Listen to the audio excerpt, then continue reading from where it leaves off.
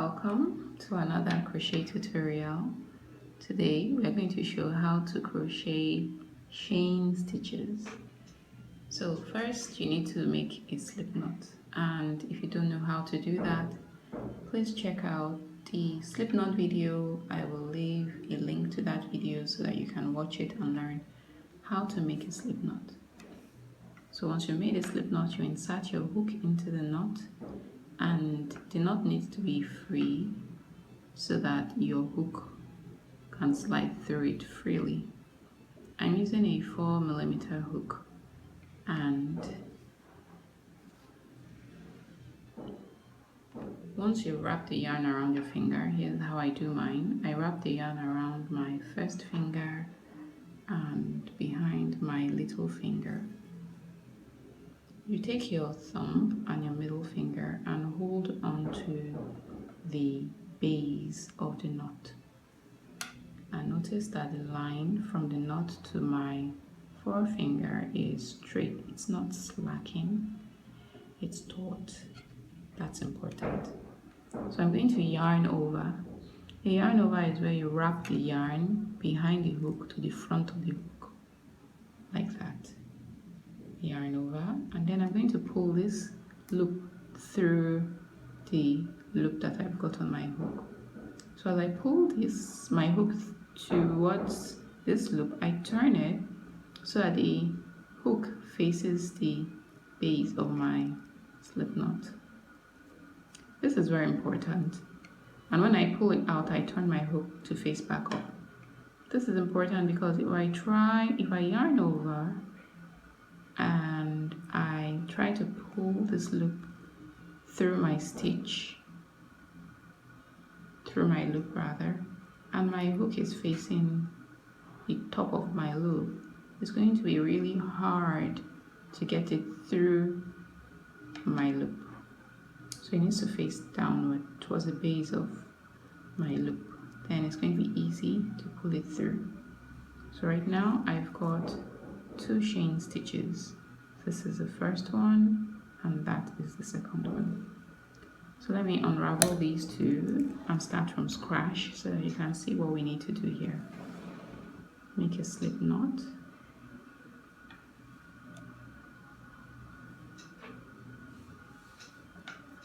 Put your hook through the slip knot and pull it smaller, not too tight, just small enough that it slides freely on your hook. Wrap the yarn around your finger. Hold the base of your slip knot. Yarn over, and then pull a loop through your slip knot. This is a chain stitch. So the front of a chain stitch looks like a teardrop with your new loop coming out of it, and the back side also looks like a teardrop with your new loop going into it.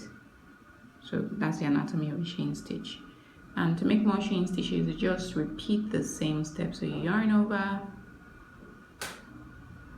make sure your hook is facing the base of your loop, and pull up a new loop. That's chain number 2. And as you progress, you need to move your fingers up from the base of the knot to the base of the loop on your hook. Yarn over and pull up a loop. That's chain number 3. Yarn over and pull up a loop. Chain number 4. Yarn over and pull up a loop. Chain number 5. So here's what my chains look like. So for practice, I would suggest that you chain over and over again until you get chains that are the same size, the same length, not too tight and not too loose. Also, I want to mention that the size of your chains will be affected by the size of the hook you use. So if you use a smaller size hook, your chain sizes are going to be smaller, most likely, unless you intentionally make them bigger. And if you use bigger hooks, then your chains are going to be looser. So bear that in mind as you work. And for ease of working, please use a bigger hook so that you can work up lots of chains fast and you can really see your work as you go.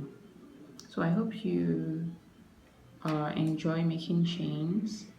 Don't lose patience. Do it over and over again until you can make chains that are the same size. So let me just go and count these chains out for you. So this is my first chain, that's the front. This is my second chain.